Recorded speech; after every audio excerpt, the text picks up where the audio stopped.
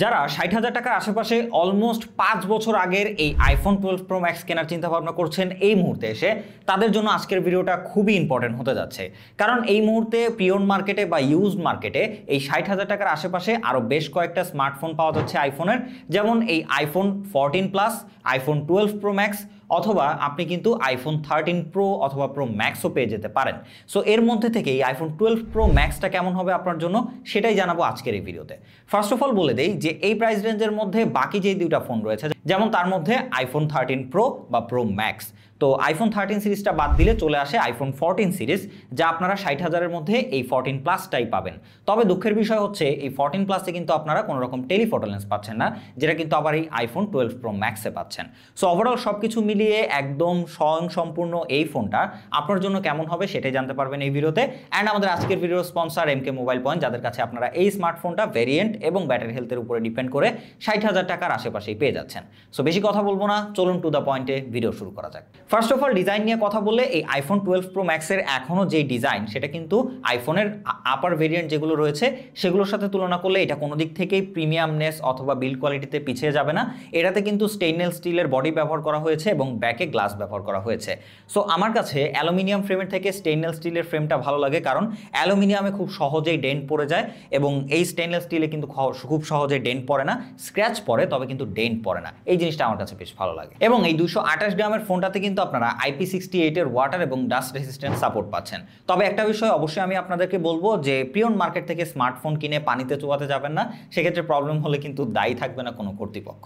ডিসপ্লের দিকে গেলে ম্যাক্স ভেরিয়েন্টের স্মার্টফোনগুলোতে আমরা বরাবরই ওই মডেলের একদম হাই পোটেনশিয়াল ডিসপ্লেগুলোই দেখতে পারি এবং বড়সড় ডিসপ্লে পেয়ে থাকি। এইটাও তার ব্যতিক্রম নয়। 6.7 ইঞ্চির একটা super retina XDR OLED display ব্যবহার করা হয়েছে, যেটা HDR10 এর সাপোর্ট রয়েছে, ডলবি ভিশন রয়েছে, 800 নিটস HBM এবং 1200 নিটস পিক ব্রাইটনেসের সাপোর্ট থাকছে। এই ফোনটা আমরা বেশ কয়েকদিন ধরে ব্যবহার করছি এবং এটা আমরা ইনডোরে ব্যবহার করেছি, আউটডোরে ব্যবহার করেছি।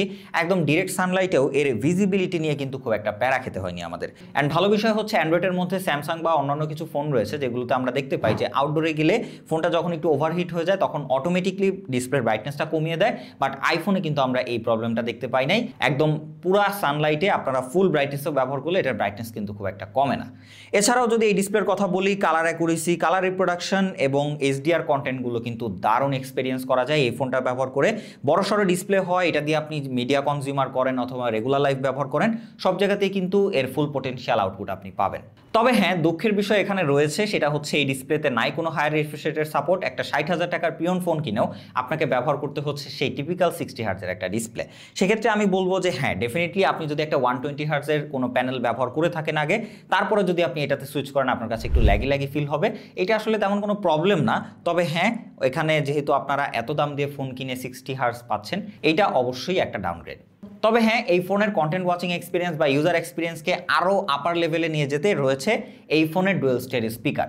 আইফোনের ডুয়েল স্টেরিও স্পিকার নিয়ে আসলে নতুন করে কিছু বলার নেই। খুবই ডিটেল, লাউড এবং ক্রিস্টাল ক্লিয়ার একটা সাউন্ড আউটপুট দিয়ে থাকে। এবং সবথেকে ভালো বিষয় হচ্ছে আমার কাছে লাগে যে তারা এই ছোট স্পিকারগুলো থেকেও যে বেস কোয়ালিটিটা আউটপুট দিতে পারে, সেটা আসলে এই আইফোনেই ফিল করা যায়, অন্যান্য ফোনে খুব একটা আমি ফিল করতে পারি নাই। সো সেক্ষেত্রে আমি বলবো মিডিয়া কনজিউমারের দিক থেকে এই স্পিকার আপনাকে আরও বেটার একটা এক্সপিরিয়েন্স দিবে। স্যাম্পল আপনাদেরকে দিয়ে দিচ্ছি। এর পাশাপাশি আইফোনের যে হেপটিক ফিডব্যাক রয়েছে সেটাও কিন্তু দারুণভাবে ওয়ার্ক করে এই 12 প্রো ম্যাক্সে। খুবই টাইট এবং স্ট্রং একটা ভাইব্রেশন ফিল করতে পারবেন আপনার এই ফোনটা রেগুলার লাইফে ব্যবহার করলে। আপনি কিন্তু এইটা বেশ দারুণভাবে এনজয় করতে পারবেন। এবং প্রোটেকশন হিসেবে কিন্তু ডিসপ্লেতে সিরামিক শিল্ডের প্রোটেকশন পাচ্ছেন, তো এদিক থেকে ফোনটা মোটামুটি বেশ সেফ পজিশনে রয়েছে, তবে প্রোটেকশন মাস্ট। অপারেটিং সিস্টেমের দিকে গেলে এই ফোনটা যখন লঞ্চ হয়েছিল তখন iOS ভার্সন 14 ছিল, বাট এই মুহূর্তে কিন্তু লেটেস্ট 18.5 সাপোর্টটাই আপনারা পাবেন এবং আপনারা চাইলে কিন্তু এখনও বিটা 26 iOS আপডেট দিতে পারবেন। তার পাশাপাশি বলে রাখি যে এইটা আপনি আরও মোটামুটি 2 বছরের মতো কিন্তু আপডেটগুলো পাবেন। সো বলাই বাহুল্য যে এই 4-5 বছর আগের স্মার্টফোনটা এই মুহূর্তেও আপনি কিনলে আরও প্রায় 2 বছর একদম লেটেস্ট iOS অপারেটিং সিস্টেমের সাথেই থাকতে পারছেন। সো এই বিষয়গুলো কিন্তু আইফোনের বেশ দারুণ একটা জিনিস, লং টাইম তারা অপারেটিং সিস্টেম আপডেট দিয়ে থাকে। সেক্ষেত্রে আমরা যদি এর UI এক্সপিরিয়েন্সের কথা বলি, যথেষ্ট ফ্লুয়েন্ট, যথেষ্ট অ্যাকুরেসি আমরা পেয়েছি, অ্যাপ ওপেনিং ক্লোজিং খুবই ভালো।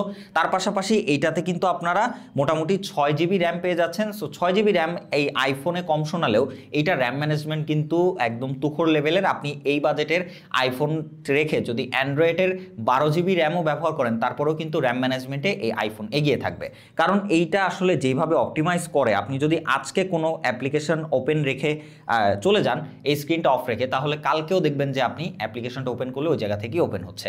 সো এদের র্যাম ম্যানেজমেন্টটা আমি সবসময় প্রশংসা করি, দারুণভাবে অপটিমাইজ। সো আপনি যদি এই বাজেটে একটা খুবই হেভি ইউজ করার জন্য, রেগুলার মাল্টিটাস্কিং করার জন্য একটা ফোন খুঁজেন, সেক্ষেত্রেও কিন্তু এই 12 Pro Max আপনাকে দারুণ সাপোর্ট দিবে। এর পাশাপাশি এইটাতে ব্যবহার করা হয়েছে অ্যাপেলের A14 বায়োনিক চিপ, যেটা 5 ন্যানোমিটার আর্কিটেকচারে বিল্ড করা। সো সেক্ষেত্রে এই ফোনটা দিয়ে যদি আপনি রেগুলার লাইফে গেমিং করতে চান, সেটাও খুব দারুণভাবে করতে পারবেন। এটার বড়সড় ডিসপ্লে হওয়ার কারণে আপনি কিন্তু খুব ভালো মতো ফোনটা দিয়ে গেমিং করতে পারবেন। পাবজি রিলেটেড গেমগুলো কিন্তু আপনারা একদম 60 FPS এ বাটার স্মুথ খেলতে পারবেন, যেহেতু এখানে কোনো হাই রিফ্রেশ রেটের ডিসপ্লে ব্যবহার করা হয়নি। সো আপনি যে কোনো গেমই সর্বোচ্চ 60 FPS এ খেলতে পারবেন। তবে হ্যাঁ, ওই এফপিএসটা কিন্তু একদম কন্টিনিউ ধরে রাখতে পারে, খুব একটা এফপিএস ড্রপ করতে আমরা দেখিনি লং টাইম গেমিং করেও, এবং এইখানে কিন্তু ল্যাগ ফ্রেম ড্রপের দেখা আমরা পাইনি। এবং তার পাশাপাশি এটা দিয়ে আপনি রেগুলার লাইফে হেভি অ্যাপ্লিকেশনগুলো ব্যবহার করলেও একদম যথেষ্ট ফাস্টার একটা এক্সপিরিয়েন্স আপনাকে দিয়ে থাকবে। তবে হ্যাঁ, এই ফোনটাতে প্রচুর পরিমাণে প্রেশার দিলে বা খুব বেশি গেমিং করলে সেক্ষেত্রে আপনারা দেখবেন ফোনটা টুকটাক হিট জেনারেট করে, যেহেতু এখানে ব্যাক গ্লাস রয়েছে। সো আপনারা কাভার ছাড়া ব্যবহার করলে হিটিংটা আপনার হাতে টুকটাক লাগতে পারে। তবে হ্যাঁ, এইখানে ওভার হিটিংয়ের তেমন কোনো ইস্যু আমরা দেখতে পাইনি। ফোনটার ক্যামেরা সেগমেন্টে গেলে সেইখানে আপনারা দেখতে পাবেন রিয়ারে ট্রিপল ক্যামেরা সেটআপ ব্যবহার করা হয়েছে। সো এইখানেই ম্যাক্স ভেরিয়েন্টের ফোনগুলো একদম স্বয়ংসম্পূর্ণ হয়ে থাকে, কারণ তারা কিন্তু আলট্রাওয়াইড মেইন লেন্স এবং একটা টেলিফটো লেন্সও দিয়ে থাকে, এবং প্রত্যেকটা এইখানে 12 মেগাপিক্সেলের সেন্সর এবং ফ্রন্টেও একটা 12 মেগাপিক্সেলের ফ্রন্ট ক্যামেরা ব্যবহার করা হয়েছে। তো সেক্ষেত্রে আমরা যদি ক্যামেরা স্যাম্পলের কথা বলি, একদম শর্টকাটে ক্লিয়ারলি বললে ডে লাইটে এইটা দিয়ে দারুণ এবং অ্যামেজিং পিকচার আউটপুট পাবেন স্টিল এই 4-5 বছর পরে এসেও। আপনি এই বছর অন্যান্য যে কোনো অ্যান্ড্রয়েড ফোনের সাথে কিন্তু ক্যামেরা কম্পেয়ার করতে পারেন, সেক্ষেত্রে কোনো দিক থেকেই কিন্তু এই ফোনের ক্যামেরাটা খুব একটা পিছিয়ে থাকবে না। ডিটেল আমরা বেশ ভালো দেখতে পেয়েছি, তার সাথে সাথে আলট্রা ওয়াইড রেঞ্জের যে আলট্রা ওয়াইড রেঞ্জটা সেটাও বেশ ভালো মতো কভার করতে পারে, এবং সাইড এরিয়াগুলোতে কিন্তু খুব একটা নয়েজ আমরা লক্ষ্য করিনি। এর পাশাপাশি এক্সপোজার মেনটেন কিন্তু আইফোনের বরাবরই খুবই ভালো, তারা একদম হাইলাইট এরিয়াগুলোকেও বেশ ভালো মতো এক্সপোজার রাখতে পারে, একদম ওভার এক্সপোজ করে ফেলে না। আবার যেই শ্যাডো এরিয়াগুলো রয়েছে বা ডার্ক এরিয়াগুলো রয়েছে সেগুলোকে বেশ ভালো মতো মেনটেন করতে পারে। তবে হ্যাঁ, একদম ডিরেক্টলি শ্যাডো এরিয়াগুলোতে টুকটাক নয়েজ আপনারা দেখতে পাবেন ছবিগুলো যদি একটু জুম করে দেখেন। আদারওয়াইজ এটার ছবি নিয়ে আপনি একদমই স্যাটিসফাইড থাকবেন এই বাজেটে। আর যদি এটার ভিভিড ফিল্টার ব্যবহার করেন তাহলে তো কথাই নাই, জাস্ট ছবি তুলবেন এবং আপলোড করবেন।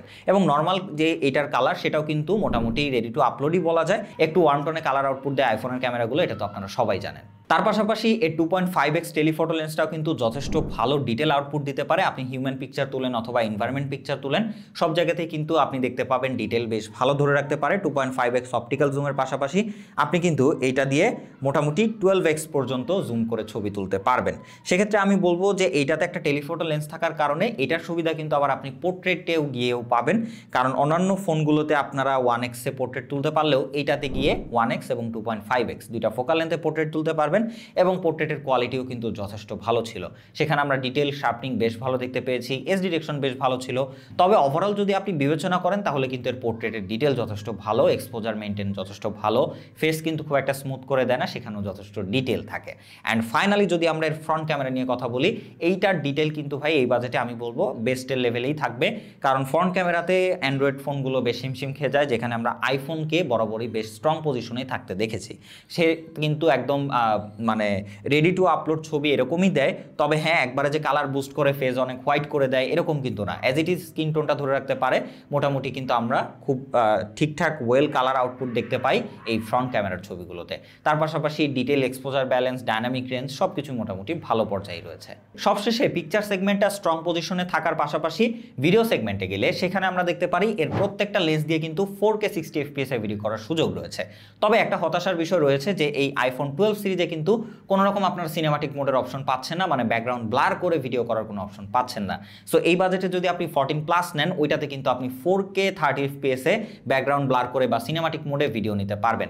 সো এই জায়গায় কিন্তু এই 12 Pro Maxটা বেশ খানিকটা পিছিয়ে যায়, কারণ আইফোনের সর্বনিম্ন 13 সিরিজ থেকেই সিনেমাটিক মোডের অপশনটা শুরু হয়েছে। তো সেদিক থেকে আমি যদি বলি যে সিনেমাটিক মোডটাকে যদি আপনি স্কিপ করেন, আপনি যদি নর্মাল ফটোগ্রাফি টাইপের যদি ক্যামেরা চান, তাহলে এই 12 Pro Max আপনাকে বেটার এক্সপিরিয়েন্স দিবে। তবে যদি আপনি ভিডিও সেন্ট্রিক আউটপুট চান সেক্ষেত্রে আমি এইটাকে স্কিপ করার একটা অপশন আপনাকে দিয়ে রাখছি। সেটা হয়তো আমরা সামনে আরও আপনাদেরকে ডিটেল বলার জন্য এই যে আইফোন 14 প্লাস রয়েছে এটার সাথে একটা কম্পেয়ার আপনাদেরকে দিয়ে দিব। তো যাই হোক, এইটার যে নর্মাল ভিডিও রয়েছে সেখানে আপনি 4K 60 FPS এ বেশ দারুণ কোয়ালিটির আউটপুট পাবেন। তো এই মুহূর্তে আপনারা দেখতে পাচ্ছেন এই ফোনের রেয়ার ক্যামেরা দিয়ে 4K 60 FPS। তো ভিডিও কোয়ালিটি আপনারা বুঝতেই পারছেন আইফোনের ভিডিও খুবই ভালো হয় বরাবরই, অ্যান্ড এটাও কিন্তু তার ব্যতিক্রম না। আপনারা বুঝতে পারছেন যে ডাইনামিক রেঞ্জ কেমন মেনটেন করতে পারছে, তার পাশাপাশি ডিটেইল কেমন, এক্সপোজার ব্যালেন্স কেমন। আইফোনের একটা ভালো বিষয় হচ্ছে তাদের এক্সপোজার কিন্তু খুব একটা শিফট করে না, মোটামুটি বেশ স্ট্রংলি তারা পিক করতে পারে। সো ওভারঅল আমরা এখন যেই মোমেন্টের আছি, উপরে মেঘ, বৃষ্টি পড়ছে ফোটা ফোটা, সো এমনিও কিন্তু ওয়েদারে খুব একটা আলো নাই, তারপরেও আপনারা এর এক্সপোজার কেমন দিচ্ছে সেটা হয়তো এর ভিডিও কোয়ালিটি দেখেই বুঝতে পারছেন। আপনি যদি এটা দিয়ে ভ্লগ করেন বা কন্টেন্ট বানানোর জন্য ভিডিও করেন সেক্ষেত্রে কিন্তু এই বাজেটে একদম বেস্ট কোয়ালিটির ভিডিও আউটপুট পাবেন। অ্যান্ড ফাইনালি ফ্রন্ট ক্যামেরা দিয়েও আপনারা 4K 60 FPS এ ভিডিও করতে পারবেন। স্যাম্পল আপনাদেরকে দিয়ে দিচ্ছি। আসসালামু আলাইকুম এভরিওয়ান। সো এখন আপনারা যে ভিডিওটা দেখতে পাচ্ছেন এটা এই ফোনের 4K 60 FPS এর ভিডিও। সো ভিডিওর কোয়ালিটি আপনারা বুঝতেই পারছেন। এখানে ডাইনামিক রেঞ্জ আসলে এখন মেঘের দিন, সো ডাইনামিক রেঞ্জ খুব একটা বেশি নাই, তারপরেও কিন্তু এটা বেশ ভালো মতো মেনটেন করতে পারছে, আপনারা দেখতেই পাচ্ছেন। আসলে আইফোনের ভিডিও নিয়ে বলার মতো তেমন কোনো কিছু নাই, খুবই স্টেবল ভিডিও, এক্সপোজার ব্যালেন্স বেশ ভালো, তার পাশাপাশি কালার মেনটেন এবং ওভারঅল কিন্তু খুবই সুন্দর আউটপুট দিতে পারে। সো ফ্রন্ট ক্যামেরা দিয়ে যারা এই ফোনটা দিয়ে ভ্লগ টাইপের ভিডিও করতে চান তাদের জন্য বেশ বড় একটা ওয়াইড অ্যাঙ্গেল ভিউ পাবেন আপনারা। সো ওভারঅল এইটার ফ্রন্ট ক্যামেরা ভিডিও কিন্তু যথেষ্ট ভালো বলা যাচ্ছে। ফাইনালি ফোনটার ব্যাটারি সেগমেন্টে আসলে ফোনটা অনেক বড়সড় হলেও ব্যাটারিটা কিন্তু এত বড়সড় দেয়নি। এখানে মাত্র 3687 mAh এর ব্যাটারি ব্যবহার করা হয়েছে, যা একবার আপনারা ফুল চার্জ করলে যদি আপনার ফোনটার ব্যাটারি হেলথ এই মুহূর্তে প্রিয়ন মার্কেট থেকে নিলে 80 থেকে 85% আশেপাশে ব্যাটারি হেলথ থাকে এবং সেটা জেনুইন হয়, তাহলে সর্বোচ্চ 4.5 ঘন্টার আশেপাশে কিন্তু আপনারা স্ক্রিন অন টাইম পাবেন। এবং যদি নর্মালি ব্যবহার করেন টেনে টুনে সকাল থেকে সন্ধ্যা বা রাত পর্যন্ত নিতে পারেন। সো সেক্ষেত্রে আমি বলবো যে ব্যাটারিটা এখানে বেশ দুর্বল এবং এই জায়গায় আপনাকে কিন্তু স্যাক্রিফাইস করতে হবে যদি এই ফোনটা আপনি কিনেন। সেক্ষেত্রে আমি বলবো যে ব্যাটারির বিষয়টা আপনি অবশ্যই মাথায় রেখে এই স্মার্টফোনটা কেনার চিন্তাভাবনা করবেন, কারণ এত দাম দিয়ে একটা প্রাইমারি ডিভাইস কিনে এরকম যদি ব্যাটারি আউটপুট দেয় তাহলে কিন্তু বেশ চিন্তার একটা বিষয়। সবশেষে চলে যাই আমরা কনক্লুশন পার্টে। এই বাজেটের অন্যান্য ফোনগুলোর কথা যেরকম বললাম সেগুলোতে যেমন ডিসপ্লেতে কোনোটা ইস্যু রয়েছে, আবার কোনোটাতে টেলিফটো লেন্স নাই, সব কিছু মিলিয়ে স্বয়ংসম্পূর্ণ ফোন হিসেবে একটা ম্যাক্স ভেরিয়েন্টের ফোন 12 Pro Max এই বাজেটে কিন্তু একেবারেও খারাপ না বা ফেলে দেওয়ার মতো না। সো সেদিক থেকে বিবেচনায় থাকবে টোটালি আপনার উপরে। আপনি যদি একটা photography centric all over lens সহ একটা ম্যাক্স ভেরিয়েন্টের স্মার্টফোন নিতে চান তাহলে 12 Pro Maxটা কিন্তু সেফ জোনে থেকে কোনো রকম ডিসপ্লে ইস্যু নাই, কোনো রকম ডিসপ্লে গ্রিন লাইন নাই, ডিসপ্লে গ্রিন হওয়ার কোনো প্রবলেম নাই, সেফ জোনে থেকে এটা বেশ দারুণ একটা চয়েস। তবে যদি আপনি যদি ভিডিও সেগমেন্টে যান যে আমার আসলে টেলিফটো লেন্স দরকার নাই, ওটাকে আমি স্কিপ করতে পারি, তাহলে কিন্তু আইফোন 14 প্লাসটাও আপনার জন্য দারুণ একটা চয়েস হতে পারে। সেখানে আপনি 2 জেনারেশন আপগ্রেড প্রসেসর পাবেন, তার পাশাপাশি আপনি কিন্তু ব্যাটারি লাইফও ভালো পাবেন এবং আদার্স জায়গাতেও বেশ ইমপ্রুভমেন্ট দেখতে পাবেন। সো বাকি ডিসিশন টোটালি আপনার উপরে। এরপরও যদি আপনারা চান যে এই আইফোন 14 প্লাসের সাথে এই 12 Pro Maxের একটা কম্পেয়ার ভিডিও করি, অবশ্যই কমেন্ট করে জানাবেন, ইনশাআল্লাহ আমরা ট্রাই করব। আজকের ভিডিও এই পর্যন্তই, বাকি ডিসিশন টোটালি আপনার উপরে। দেখা হবে নেক্সট কোনো ভিডিওতে, সেই পর্যন্ত খোদা হাফেজ।